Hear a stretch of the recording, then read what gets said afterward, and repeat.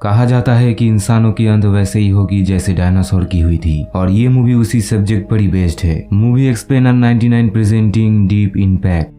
Movie की शुरुआत में हम दो एस्ट्रोनॉमर्स लियो और सारा को देखते हैं जो एक दूसरे से प्यार भी करते हैं। ये दोनों अपने टेलीस्कोप से आसमान की ओर झांक रहे थे, लेकिन अचानक उन्हें तारों के बीच एक जलता हुआ तारा नजर आती है जो कि आज से पहले इन्होंने कभी नहीं देखा। यहाँ पर इनका जो सैर होता है वो कहता है कि इसका एक फोटो खींच के डॉक्टर मार्कस के पास भेज दो। डॉक्टर मार्कस को जब ये फोटो मिलती है तो वो इसे देखकर बहुत ही चौंक जाते हैं, क्योंकि ये बहुत ही बड़ा कॉमेट होता है जो कि तेजी से धरती की तरफ बढ़ रहा है। लेकिन अब भी ये धरती से लाखों माइल दूर और इसे आने में बस कुछ ही साल ही लगेंगे। डॉक्टर मार्कस इस पूरी इन्फॉर्मेशन को अपने डीवीडी के अंदर सेव करके इसके ऊपर अपना सरनेम और लियो का सरनेम लिख देता है, क्योंकि लियो ने इसे सबसे पहले देखा है। अब डॉक्टर मार्कस इस पूरी इन्फॉर्मेशन को अपने अथॉरिटी के पास भेजना चाहता है, तो इसलिए वो अपने कार लेकर तुरंत ही निकल पड़ता है। लेकिन रास्ते में उनकी एक्सीडेंट होकर वहीं पड़ी मृत्यु हो जाती है। अब धीरे धीरे वक्त बीतने लगता है और 1 साल बाद हमें दिखाया जाता है जहाँ पर यूएस की सेक्रेटरी जिनका नाम एलेन है वो अपने पद से इस्तीफा दे देता है और इस्तीफा की वजह ये बताया जाता है क्योंकि उनका पत्नी बीमार है। पर यहाँ पर एक रिपोर्टर जिनका नाम जेनी है उसे शक होता है। उसे लगता है कि इसके पीछे और कोई कहानी है।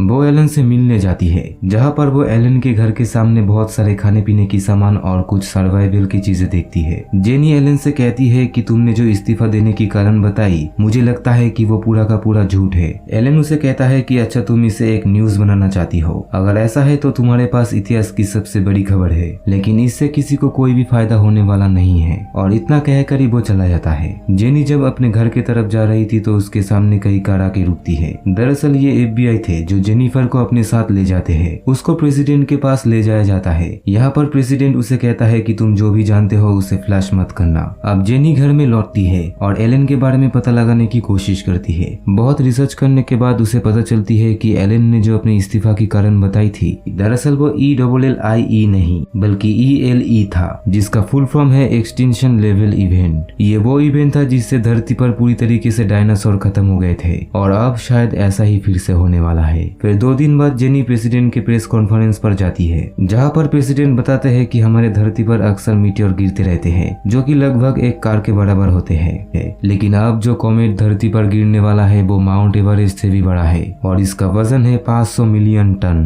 और अगर ये धरती से टकराया तो धरती पूरी तरीके से खत्म हो जाएगा। पिछले कई महीनों से रशिया और अमेरिका दुनिया का सबसे बड़ा स्पेस स्टेशन बना रहा है जो कि अंतरिक्ष में बन रहा है। 2 महीने बाद उस स्पेस स्टेशन पर धरती से एक टीम जाएगी जो कि उस कॉमेट को धरती पर आने से रोकने की कोशिश करेंगे। प्रेसिडेंट यहाँ पर डॉक्टर मार्कस और लियो का नाम भी लेते हैं। वो कहते हैं कि सबसे पहले इन दोनों ने इस कॉमेट को देखा था, पर एक कार एक्सीडेंट में डॉक्टर मार्कस की मौत हो गई थी। हालांकि लियो बिडरमैन अब भी जिंदा होते हैं लेकिन उसके बारे में किसी को कुछ भी नहीं पता। पर गवर्नमेंट को वो DVD मिल गई थी जिससे उन्हें पता चला कि धरती पर एक बहुत ही बड़ा कॉमेट गिरने वाला है, पर इतनी जल्दी वो हमारी धरती से नहीं टकराएगा क्योंकि वो अर्थ की तरह सूरज की चारों ओर घूम रहा है। पर बहुत ही जल्द वो उस एंगल पर आ जाएगा जिस एंगल पर हमारी धरती है और तब वो धरती से टकराएगा जिससे कि हमारी पूरी मानव जाति खत्म होने वाला है। वही दूसरी तरफ हमें लियो बिडरमैन को दिखाया जाता है जिसे अब भी पता नहीं था कि वो वही कॉमेट था जिसे वो आज से 1 साल पहले देखा था, पर अब वो जान चुका है। लियो अब फेमस हो चुका है और इसका पूरा क्रेडिट वो डॉक्टर मार्कस को देता है। वो कहता है कि इसे मैंने सबसे पहले देखा था, पर इसका खोज डॉक्टर मार्कस ने की थी। वही अब दिखाया जाता है कि एस्ट्रोनॉट की एक टीम कॉमेट के सरफेस पर पहुंच जाते हैं। वहां पर वो लोग ड्रिलिंग करना शुरू कर देते हैं क्योंकि यहाँ पर एक न्यूक्लियर बम रखा जाएगा जो कि फटने से उस कॉमेट की दिशा बदल जाए और ये हमारी धरती से ना टकराए। और अब जब ये लोग अपना काम कर रहे थे तो उनका ड्रिलिंग मशीन फंस जाता है, पर यहाँ पर उनका समय बिल्कुल कम है क्योंकि हमारी धरती की तरह इस कॉमेट की एक तरफ दिन होता है और एक तरफ रात होता है। पर जब वो हिस्सा जहाँ पर सारे एस्ट्रोनॉट है वो हिस्सा अगर सूरज के सामने आ जाएगा तो यहाँ का टेम्परेचर 300 डिग्री सेल्सियस से भी ज्यादा हो जाएगा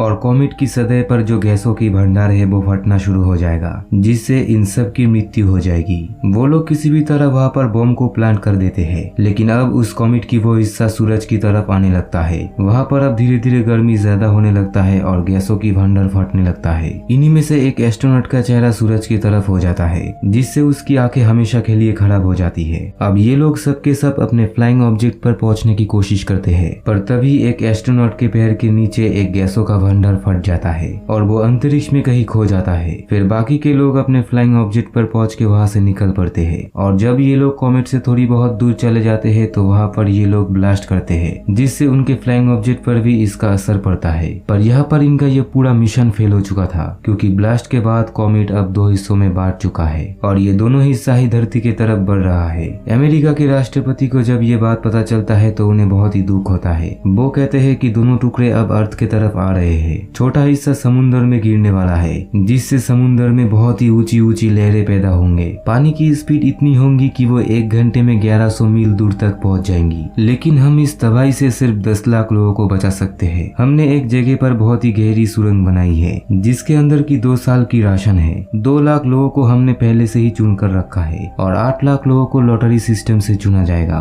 इसमें 50 साल से ज्यादा उम्र की इंसान नहीं होंगे, यानी कि 50 साल से ज्यादा उम्र की जो लोग हैं उन्हें यही पड़ी मरने के लिए छोड़ दिया जाएगा। साथ ही अब पूरे देश में कर्फ्यू लगा दिया जाता है ताकि कोई अफरा तफरी न मच सके। इधर लियो के फैमिली के पास एक कॉल आता है। उन्हें बताया जाता है कि इस प्रोग्राम के लिए उन्हें बहुत ही पहले से चुना गया था, क्योंकि लियो वो था जिसने इस कॉमेट को सबसे पहले देखा था। पर यहाँ पर सारा की फैमिली भी होती है जिन्हें इस प्रोग्राम के लिए नहीं चुना गया था। लियो फिर सारा के पास जाता है और उसे 2 रिंग दिखाकर शादी करने के लिए कहता है, क्योंकि इससे तुम हमारी फैमिली का हिस्सा बन जाओगी और हमारे साथ जा पाओगी। लेकिन सारा यहाँ पर कहती है कि वो अपनी फैमिली के बिना नहीं जाना चाहती है। लियो कहता है कि मैंने उनके लिए भी बात की है और जल्दी कुछ न कुछ इंतजाम हो जाएगा। फिर ये दोनों अब शादी कर लेते हैं और कुछ दिनों बाद गवर्नमेंट की बस आती है उन लोगों को लेने के लिए जिन्हें की सुरक्षित जगह पर रहने के लिए चुना गया है। इसमें सारा का नाम होता है, लेकिन उसकी पेरेंट्स का नाम नहीं था। सारा अपने पेरेंट्स के बिना नहीं जाना चाहती है और वो अपने पेरेंट्स के साथ यही पर ही रुक जाती है। लियो को ना चाहकर भी यहाँ से जाना पड़ता है। वही अब सभी जगह पर लोग अफरा तफरी करना शुरू कर देते हैं। हालांकि यहाँ पर कर्फ्यू लगाया गया है, लेकिन यहाँ पर अब कोई रूल फॉलो नहीं कर रहा है, क्योंकि अब सभी जान गए हैं कि अब कोई जिंदा नहीं रहने वाला। इधर लियो अपने फैमिली के साथ उस जगह पर पहुंच जाता है जहाँ पर 2 सालों तक उन्हें रहना पड़ेगा। लियो यहाँ पर अपने पेरेंट्स से कहता है कि मैं सारा को लेने के लिए जा रहा हूँ और मैं जल्दी ही लौटूंगा। और अब पहला कॉमेट गिरने में सिर्फ 12 घंटे बचे हैं। वो बताते हैं कि धरती पर जब पहला कॉमेट गिरेगा तो धरती के आधा हिस्सा जलाशय में बदल जाएगा और इससे ठीक 3 घंटे बाद वो बड़ा वाला कॉमेट धरती से टकराएगा और इससे इतना बड़ा धमाका होगा कि पूरी धरती धूल से भर जाएगी और अगले 2 सालों तक ये वातावरण ऐसे ही रहेगा।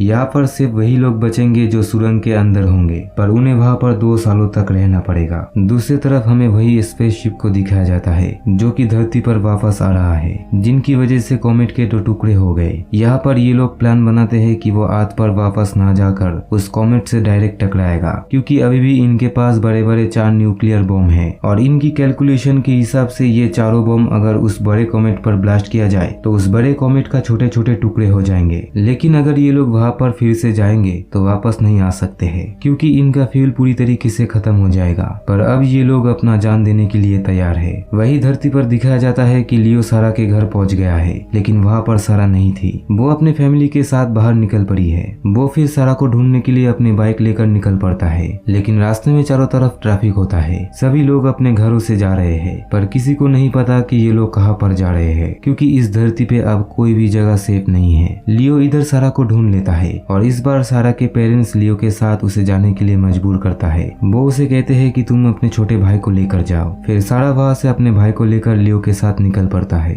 वही दूसरी तरफ न्यूज रिपोर्टर जेनी के पास हेलीकॉप्टर आता है, क्योंकि उसका नाम भी उस लिस्ट में होता है। पर वो अपनी जगह अपने छोटे भाई और अपने दोस्त को उस जगह पर भेज देता है और वो खुद अपने डैड के साथ मिलने के लिए चली जाती है, जिससे वो कई सालों से नाराज थी। पर अब वो अपनी जिंदगी के आखिरी पलों में अपने डैड से माफी मांग ली है। वो अपने पिता के गले से लग जाती है और तभी हम आसमान में देखते हैं कि छोटा कॉमेट अब धरती पर पहुंच चुका है। वो सीधा जाके समुद्र में गिरता है और तब बहुत ही बड़ा ब्लास्ट होता है, जिससे बहुत ही ऊंची ऊंची लहरें पैदा होती है। जेनी जो कि अपने डैडी के साथ समुद्र किनारे खड़ी हुई थी, वो उन लहरों में हमेशा के लिए समा जाती है। दूसरी तरफ शहर भर शहर पूरी तरीके से खत्म हो जाता है। लियो और सारा उसके भाई को लेकर एक ऊंची पहाड़ी की तरफ जा रहा होता है और उनके साथ वहाँ पर और भी कई लोग होते हैं। वही दूसरी तरफ हमें उन एस्ट्रोनॉट को दिखाया जाता है जो कि उस बड़े कॉमेट की तरफ जा रहा है। यहाँ पर जितने भी एस्ट्रोनॉट होते हैं वो वो लोग सब के सब अपने परिवार से बात करते हैं। ये उनके लिए एक बहुत ही इमोशनल पल होता है, क्योंकि ये लोग जानते हैं कि आज के बाद ये लोग कभी भी अपने परिवार के आवाज नहीं सुन पाएंगे। कुछ ही सेकंड बाद उनका स्पेसशिप जिसके अंदर 4 न्यूक्लियर बम है